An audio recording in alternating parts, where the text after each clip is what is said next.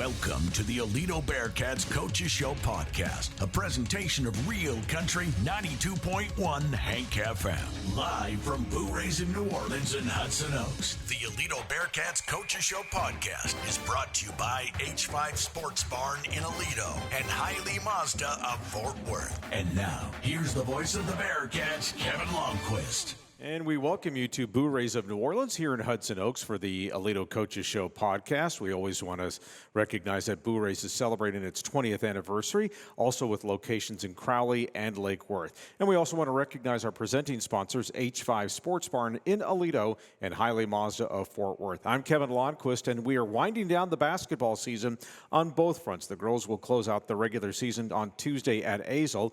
They're in the playoffs. They are 20-11 overall and 9-2 in District 5-5A.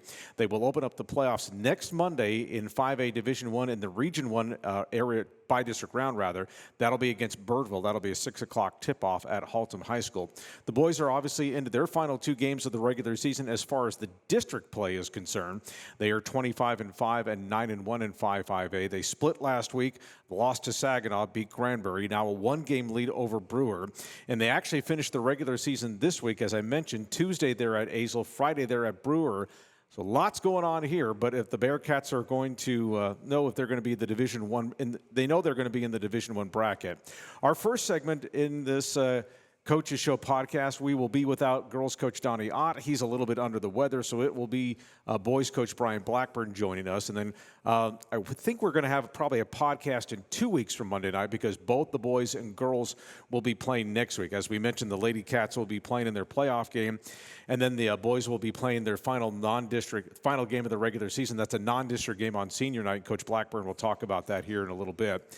And then in our second segment tonight, we will be joined on the girls' side by sophomore guard Kate Jackson. And then for the boys, making his second appearance, that'll be junior forward Taylor VanHuysen. Okay, joined now by head coach Brian Blackburn of the boys program. Split last week, and it finally did come to an end, didn't it, that undefeated run? It happens. I mean, it's basketball. We'd all like to have undefeated seasons, but sometimes it just happens. And so just talk about what happened last week at Saginaw on the 77-61 loss. Yeah, well, first off, we didn't play very well. And right. And Saginaw had been playing much better. So, my hope is that this is a wake-up call for our guys. We've had some good practices. We did some really good things against Granbury on Friday night. And hopefully that just kind of refocuses us and gets us ready to play a little bit more focused basketball, a little bit more urgency tomorrow night. And so, basically tomorrow we can win a district championship. Mm-hmm. And so whether that's a district championship by itself or, we win Tuesday, Friday, then it's a district championship by itself. But if we, split this week again, then we're still district champs. We just have to share it. Right. And so we really don't want to share it. And so our guys are pretty motivated, I think, from what I've seen in practice the last couple of days. I was going to ask you, do you feel like in some cases where perhaps as the season was progressing, as a coach, you don't really want to talk about it publicly, but could you see it maybe start to build with this team, understanding, especially when it built the two-game lead over Brewer, and then all of a sudden the guys are going, oh, geez, we actually do have a chance to win this, and this is something, as we've talked about, that Aledo has never done before. Maybe that game is kind of a pressure relief. I mean, no one wants to lose, of course, but at the same time, maybe it just kind of helps get refocused. Sometimes you learn a lot more from a loss than you do by close wins, things like that, as they always like to say. Yeah, no, I think so. I think, our guys were able to learn from that game very quickly. We had a really good practice on Wednesday morning following that loss, and I think our guys kind of understand the standard and what we're trying to achieve. And it's bigger than wins and losses. It's like how we play and how we do certain things. And then we feel like if we do those certain things the right way, then it all, it leads to winning. And so I think we were able to kind of recalibrate, get things back on track.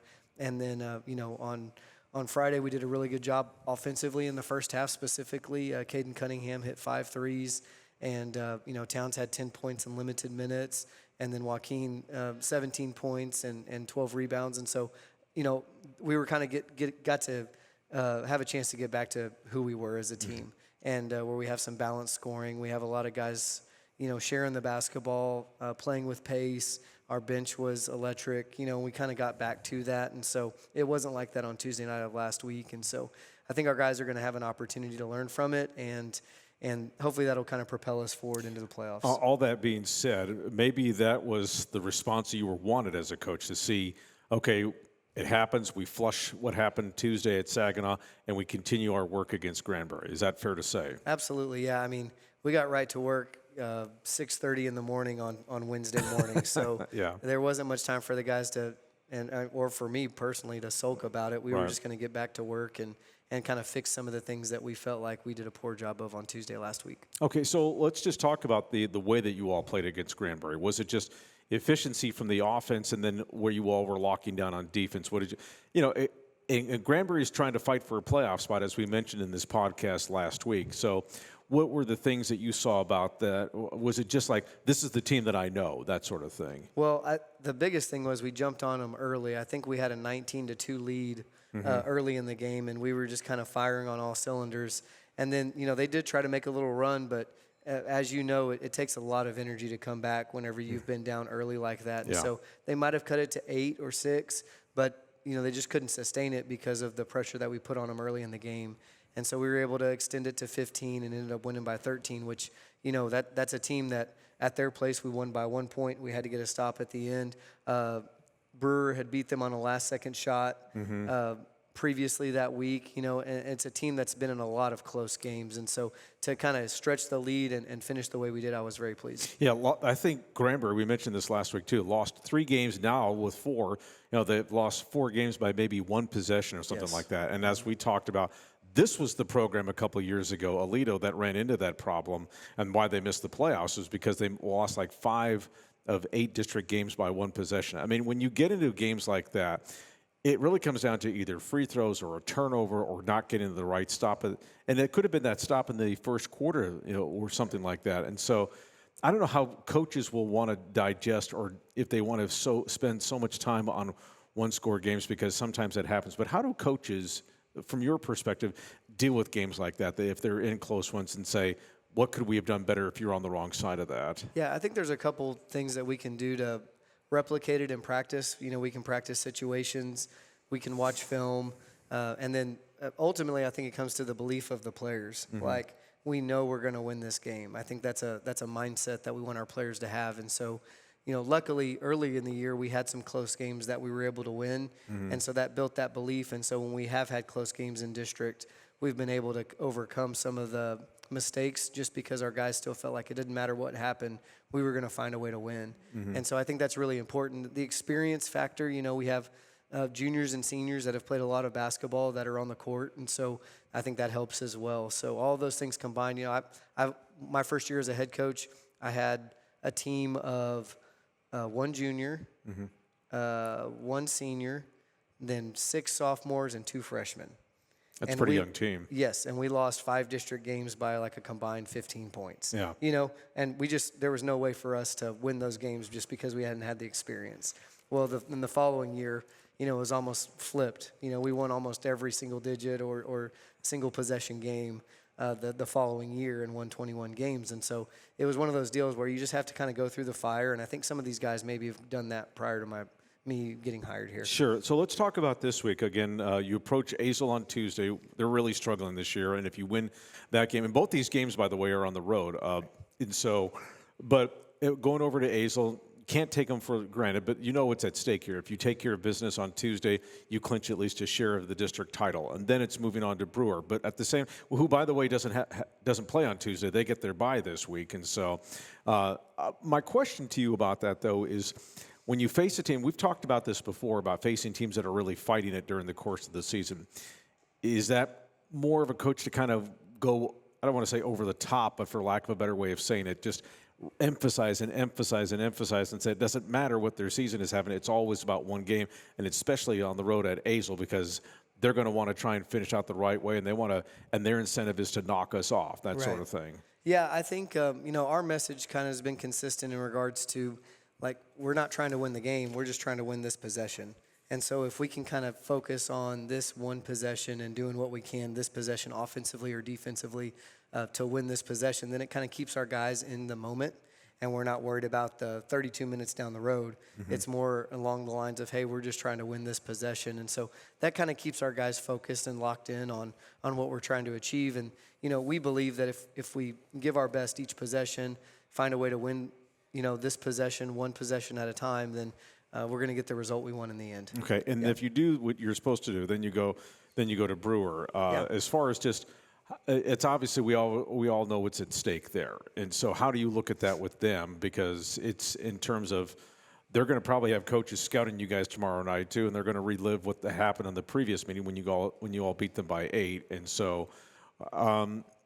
But those are games those are the games that you want to play though at this point of the season too. Where there's a lot on the line too. Yeah. You got to embrace that moment too as a coach and as a team. Yeah, we told our guys today at practice, like, I shouldn't have to motivate you right now. Like, if you're not motivated to play in these games this week, like, right. I can't help you. It just means you don't have a heartbeat. And so, we really talked about, like, this is our moment. This is what you guys have been working for. And so let's really enjoy it. And, there shouldn't be a lot of rah-rah from me because everybody knows what these two games mean, and so we should be bringing our best effort. One thing I want to ask you about, because you talked about this when we were talking about the single possessions a few moments ago, I want to go back to where we talked about free throws, and I want to run these numbers off here in terms of how solid this team is shooting foul shots this year. Joaquin Pacheco at 73%, Towns VanHuysen 78%, Caden Cunningham nearly 83%. Caden Claiborne at nearly 82%. Anthony Calderon at 80%. You got a couple guys in the 60s. I mean, that's really, in high school basketball, that's really, really good. Can you talk about that in terms of just, I always like to say in a game that a team loses, I said somebody needs to fire the free throw shooting coach in the game. But at the same time, is there an approach that you take to free throws, even going back to the offseason what about a focus, a routine, a repetition? What is it that your approach to foul shooting is? Yeah, we just kind of build it into our shooting practices, but I do think we practice free throws when we're tired in practice. I think that helps. And so instead of having a water break, we'll put 3 minutes on the clock and you can get water and you're shooting free throws. And so I think that kind of builds the mental toughness of, I'm shooting them in practice, but I'm shooting them when I'm a little bit winded. I really think that may be the only thing that I can point to. But a lot of these guys, when they get to the free throw line, they have confidence in their shot, and we have good shooters all around. And so, at Granbury, we were 15 of 16 from the free throw line, and that's what won us the game. By two, I think. No, by one, I think. By 1 point, yeah. Right. And then against Chisholm Trail at home, we didn't get a ton of free throws, but I think both teams, only missed 2 free throws the whole game. I think it was both teams combined were like 15 of 17 from the free throw line. And so, there's games there that our guys understand in the big games. These are free points, and we want to try to do our best to capitalize on that. Let me ask you, in terms of, you're 30 games into this season with a few more to go, of course. A lot more, we obviously hope, until sometime in March. But, the way your guys have, and the way you have to coach, too, with the way a game is being called, because if officials are letting things go and it can be a little bit more physical, or if they're really putting things down and they're calling things tight, how have you seen your team adjust to a game in and game out business? Because what you see on Tuesday, the way it's being called, could be totally different on Friday. Yeah, our biggest deal is we like to play with some flow, where we like lots of possessions. I think, we're averaging almost 64 points a game, and earlier in the year it was around 71 points per game. And so as district starts, teams, slow it down and try to scout a little bit more. But for us, we just want some sort of consistency and flow, and if we have that, then that's the kind of style we like to play. But, we have to be smart enough to understand if teams try to slow it down, then it's our job to, play to the style, maybe more than the officials, because if we shoot quick, but then we're having to guard for 40 seconds at a time, that's not really what we want. And so we just need to recognize those types of like themes within a game or kind of patterns. And sometimes refs play a part in that, sometimes they don't. But that's kind of more important to us is like, okay, are we getting good shots? Are we getting stops? And then kind of what's the flow of the game? And referees do play a part in Sure that. they do. Okay, so final last couple of questions for you. Just talk about your senior night next Monday, because it's a non-district game. Just talk about the opponent and what your plans are for that game. Yeah, so we have NCTA out of Granbury, the charter school. And so we've played them once already. We beat them at the Weatherford tournament, but it was a really good high school basketball game. It was a Saturday morning game, and they were undefeated in the tournament. We were undefeated in the tournament. And it was a really good basketball game. They have some really good players. They have some players that are on the Mexican national team. And I thought our guys really competed hard in that game.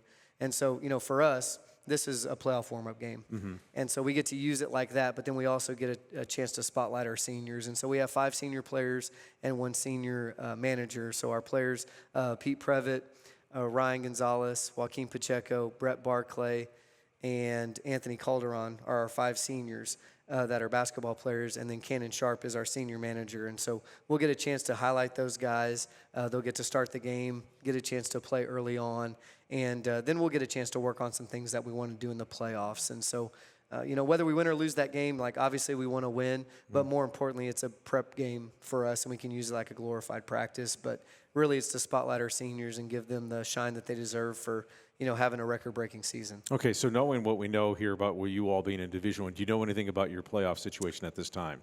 It's still kind of jumbled up with the district that we're going to be playing. If we were to play right now, it would be Denton High School.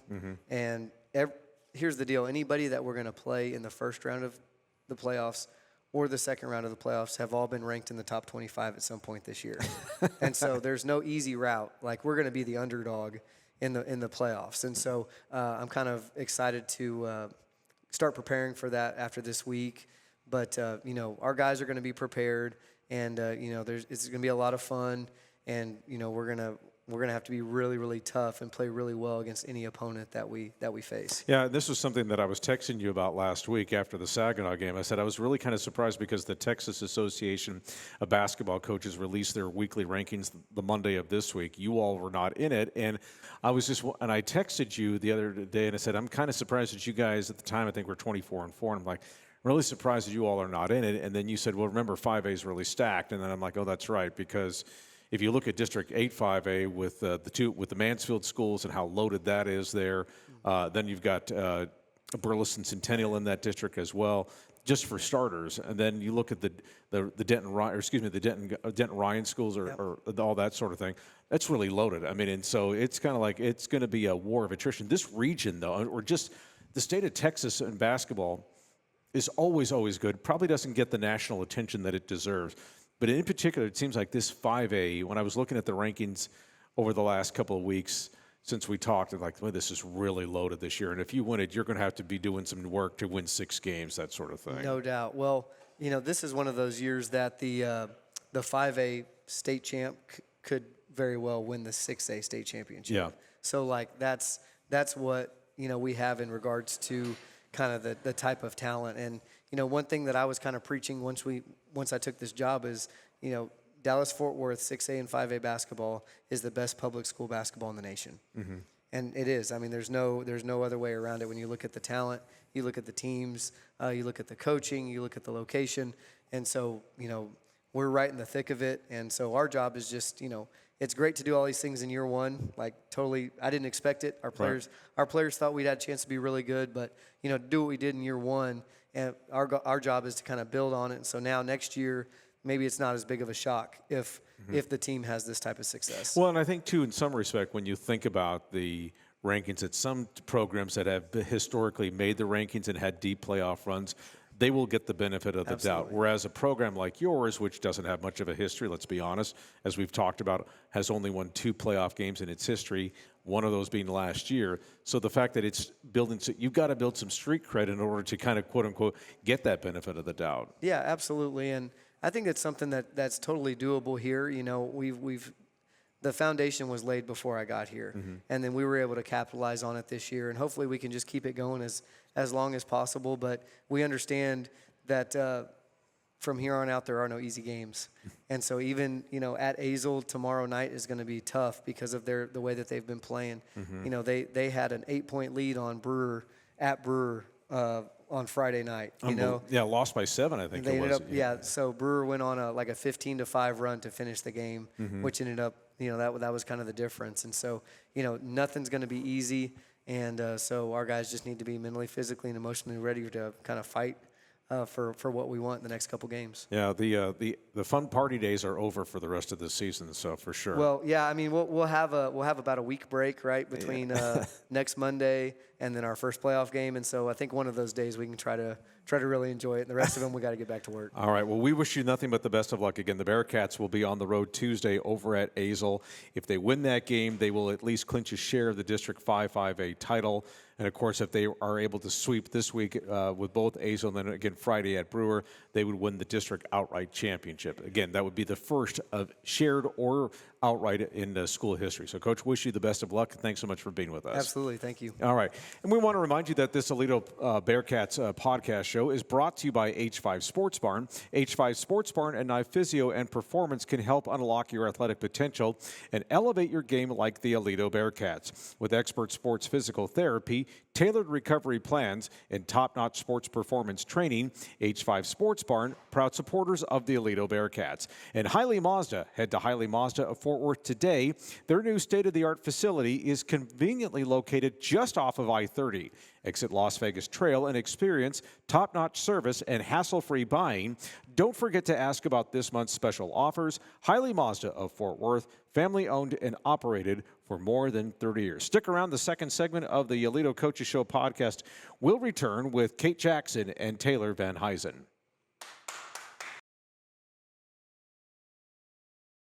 And the second segment of the Aledo Coaches Show podcast continues. Before we get to Towns VanHuysen and Kate Jackson, we have a couple of Aledo football notes to let you know about. The Bearcats 2025 football schedule is out. They will open the season on August 29th at home against Denton Guyer.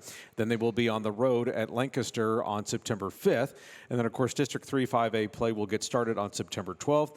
Their bye will be on October 17th. And don't forget there are two games of note. Of course, Denton Ryan, that'll be on October 3rd up at the Collins Complex.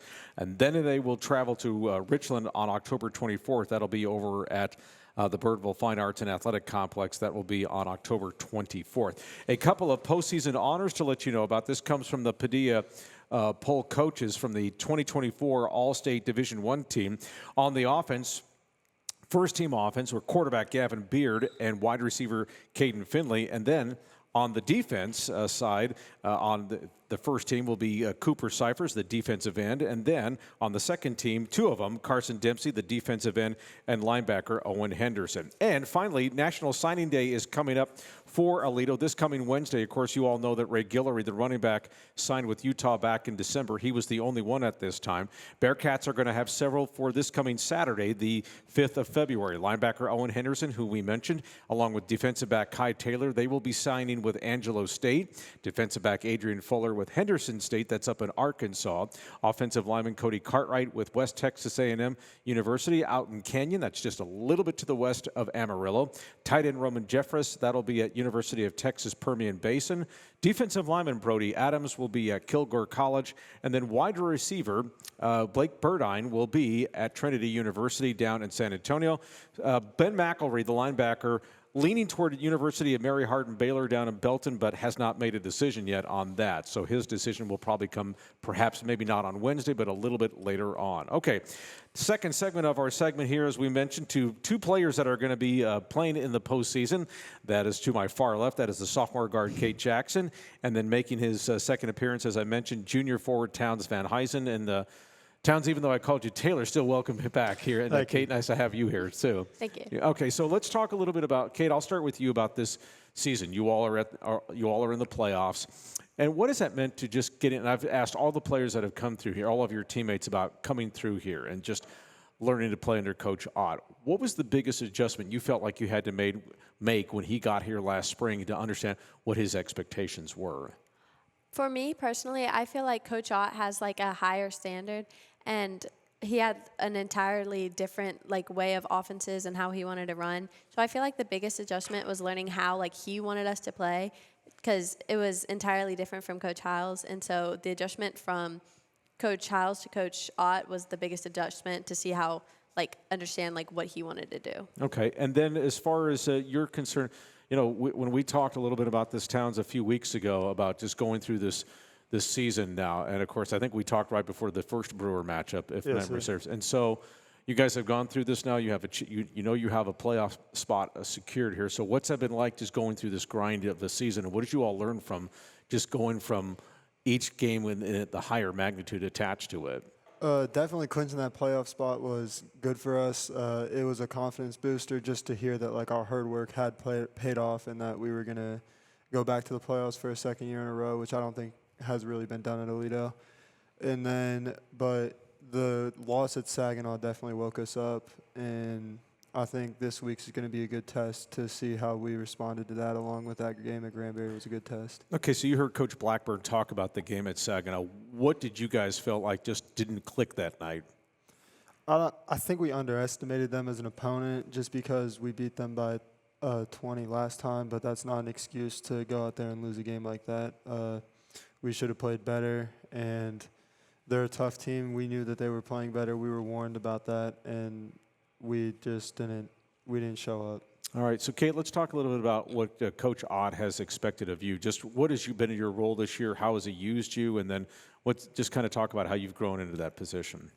He basically describes your role, but like before the season, so you all know your roles before like we get into district, because he all had coaches meeting with like all of us. Mm-hmm. So basically, he described for me like I was the stabilizer of the team. So whenever he wanted me to go in, I was basically the one that would like always like provide energy or like make the hustle plays, and like usually be like more of like the defender, but also like going after rebounds and like other stuff is what he expected for me to like always provide the energy from the team. Kind of be that scrapper on the court. Yes. Fight for the loose ball. Is it probably something that he saw in workouts that said, I think she can really fit into this role right here for us this year? How did he describe that to you? He described it as me from like the preseason seeing me play is I usually enjoy like the tougher teams or like the scrappier teams that will like usually get down or like trash talk, because it like makes me want to play harder to like to prove against them. So he saw it in the beginning of the season. So he was like, I need you to like keep this during district, even like in like slower games. So we can still have that energy factor. Did you have the elbow and knee burns to prove that or anything like that? I do have the bruises to prove that. Okay. Towns, let's talk a little bit about, obviously, we talked about the Saginaw game, and of course, but the way you guys bounced back. I know you talked about trying to bounce back this week, but the way that you guys, though, immediately responded, and Coach Blackburn talked about right after the Saginaw game, you guys practiced the next morning at 6:30. Do you think that was probably the best thing that this team could have done because you all had to get going here? You had to kind of put Saginaw behind you. Yes, sir. I think that it humbled us, and that was really good for us just to then show up at the school that early in the morning. We started out slow, but we definitely were competing, and I mean, we looked like we might have wanted to chop each other's heads off, but at the end of the day, we just needed to compete, and we need to get back on pace for what our end goal is. Okay, and then Kate, going back to you, of course, you all won 20 games again. You were a part of this team last year, second year on the with this program here. I want to ask you about obviously this program under Nikki, of course, Nikki Hiles had a lot of great success with a lot of playoff runs and that sort of thing. What's been kind of the way you guys have been building toward the postseason? What have you seen that might be a little bit different? This isn't nothing that she did that you all thought was not in the best interest, but what did you all think what's been different in terms of just this ramping up and getting toward the playoffs and that sort of thing? I feel like Coach Ott took the route of having like a harder preseason to prepare you for like close games, as Coach Blackburn was saying, or like in the playoff runs for harder teams. So we had a hard preseason that would like prepare us and put us in those close games, so we would be prepared for the playoffs and like closer games in districts that like have factors depending on like if you make a playoff spot or if you like get first or if you get second. So I feel like that was a big difference compared to my freshman year last year. It's interesting, too, because you're in a game on Tuesday at Azle where it means absolutely nothing, really, in the grand scheme of things. We'll talk about Birdville here in just a few moments, but when you have a game like this where all it means is trying to get your 21st win, what do you want to get out of a game like this in terms of just repetitions, communication? What's going to be the goal for you guys in this game against Azle? It's important for us to like not just play Azle as it's Azle, because we beat them by like 30-ish, 40-ish points last time. So we don't want to go in there playing down to their level, because beating Azle sets us up for a like run in the playoffs, and it sets us up on a good motivation and run. And we don't want to play down to their level and then start playoffs playing like that. Okay. So.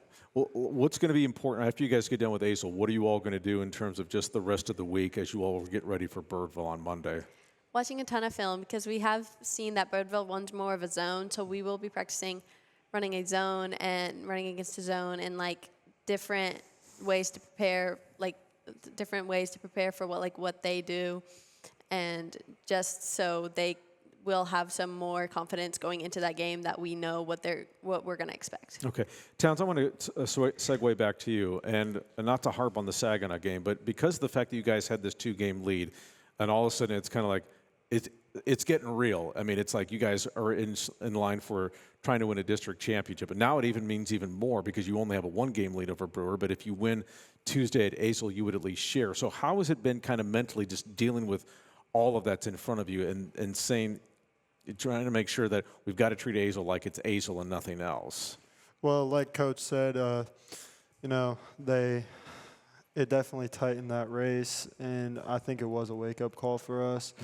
Just that practice, the early morning practice, definitely got to us. And then, like he said, if there's nothing to motivate you, that should. I mean, we can do history this year by winning a district championship outright and even splitting one. Obviously, we want to win it outright, but splitting one's still history. And hopefully we can go on the road to Brewer and take care of business there like we did at Aledo. And then also with Azel, we just need to not underestimate an opponent again like we did Saginaw. Sure, and I'm sure you'll probably have some support at Brewer on Friday night, right? I'm assuming. They will. Okay. Kate, for you all, obviously a Monday night game against Birdville next week over at Haltom High School, early tip too at 6 o'clock. So you mentioned their zone. What's the tricky thing about it? Do they go maybe a lot of 2-3? Do they flip out of 3-2? Or what have they been mostly showing this year? We haven't really studied it mostly because they're basically having a zone, but they're crowding more of the paint. So it's showing that basically we're going to have a lot of opportunities for shots outside and more of a less of driving and getting more to the paint. So I feel like it'll be more important to learn how to kick it into the paint or kick it back out and finding those openings in the zone. Yeah, you got to typically the way to beat a zone is you got to flash somebody right around the foul line or something like that. And so is that something you guys have been working on? Yes, that is. Okay. Easier said than done? Yeah, it is. Towns, let's just talk about, obviously for you guys, it's the way the season has progressed and what all you all have attained. But as you heard me asking Coach Blackburn about how difficult 5A basketball is here in the state of Texas, especially in this region, have you guys looked at these rankings or just looked at these other teams like Burleson Centennial, Mansfield Summit, Mansfield Timberview, that sort of thing? What's been the thing that's and we are good, but man, there's a lot of other really good teams out there too. Yeah, I mean, we scrimmaged against Burleson Centennial at the beginning of the year. We beat them in that scrimmage, but I know that they've gotten better. I'm pretty close with their starting point guard, Tristan Flowers. And so I know that those Mansfield teams are tough. I know that they have some big kids. I know that they also are just steady teams all around. They like to play fast just like us. So I think that just preparing for them is the best thing that we can do. And then for both of you, as we kind of wind this down, in terms of a long season, you guys have played 30. You all have played, I think, 31 now games. And so what's it been like just going through with the rigors of a season? I'll start with you on this, Kate, in terms of just making sure that your body is conditioned, stay off your legs as much as you can. Of course, the games and the practices will be what they be. But what's it been like for you to – because the work really starts September, October, with the practices leading up to the season. So what's it been like going through you just from the duration of the season? I think it was important for me in more of the preseason and stuff because we weren't really having segregated recovery days. For me, it was important to stretch afterwards and to make sure that I wasn't injuring myself or something. But now more into actual season in the district, I was he sets recovery days where we either go and it's an easy shoot practice, and then we go lift weights, and then we'll either do ice baths or compression boots, which I feel has really helped the recovery process to make sure we're not getting tired in our legs or dying. Okay, what about for you, Towns? Well, every day I always go to Coach Hatt, and I stretch. I have the same routine stretching each day. Usually do some stem on my lower body and my back. And then I've been doing some more on my shoulders just to get it opened back up, trying to stay loose, just keep my body as fresh as I can. It's a long season, isn't it? Yes, sir. Okay. All right, folks, we really appreciate your time here. And again, senior night for you guys next Monday. Of course, you got a lot of work to do this week with Azle on Tuesday, and then, of course, at Brewer on Friday. Kate, you all have the regular season finale Tuesday at Azle, and then the playoffs next week at against Birdville at Haltom High School. We wish you both nothing but the best of luck. Thanks for joining with us. Thank you. Thank you. All right. And we want to remind you, too, once more, that the Aledo Coaches Show podcast is brought to you by H5 Sports Barn. H5 Sports Barn and Nye Physio and Performance can help unlock your athletic potential and elevate your game like the Aledo Bearcats. With expert sports physical therapy, tailored recovery plans, and top-notch sports performance training, H5 Sports Barn, proud supporters of the Aledo Bearcats. And by Hiley Mazda. Head to Hiley Mazda of Fort Worth today. Their new state-of-the-art facility is conveniently located just off of I-30. Exit Las Vegas Trail and experience top-notch service and hassle-free buying. Don't forget to ask about this month's special offers. Hiley Mazda of Fort Worth, family-owned and operated for more than 30 years. Again, both the Bearcats and Lady Cats will be playing next Monday, so probably no podcast then, but what we do hope to have will be perhaps maybe one on February 17th. Hopefully, we're going to be talking about the Lady Cats continuing their season. That would be into the regional rounds of the playoffs. And, of course, with the guys, they would be opening up their playoffs. But that could be on a Monday as well, so we'll have to wait and see how that all plays out. But until then, lots to do. Make sure that you check out the Bearcats as they are continuing on. And also tell your friends about the podcast, which is going to be posted on Hank FM. Until next time, I'm Kevin Lonnquist. Thank you for joining us. Talk to you then. Thanks for listening to the Aledo Coaches Show podcast, brought to you by H5 Sports Barn in Aledo and Hiley Mazda of Fort Worth. With the voice of the Bearcats, Kevin Lonnquist. Please like and subscribe to this podcast and tell a friend. You're also welcome to join us every Monday night at 7 for Boo Rays of New Orleans and Hudson Oaks. It's the Aledo Coaches Show podcast, a presentation of Real Country 92.1 Hank FM.